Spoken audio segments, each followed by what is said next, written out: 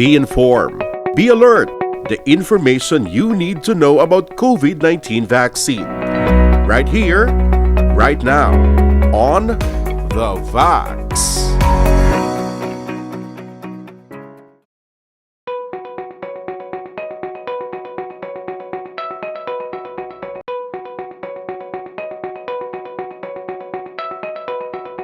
When we say more aggressive, it's more of in terms of its transmissibility or yung attack rate niya.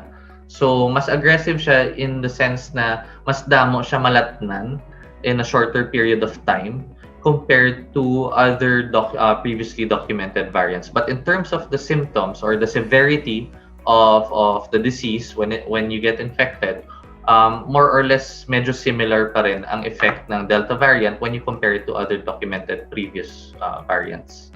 So when you look at the genetic makeup of the spike protein of the Delta, more different mutations compared to the Alpha and Beta variants.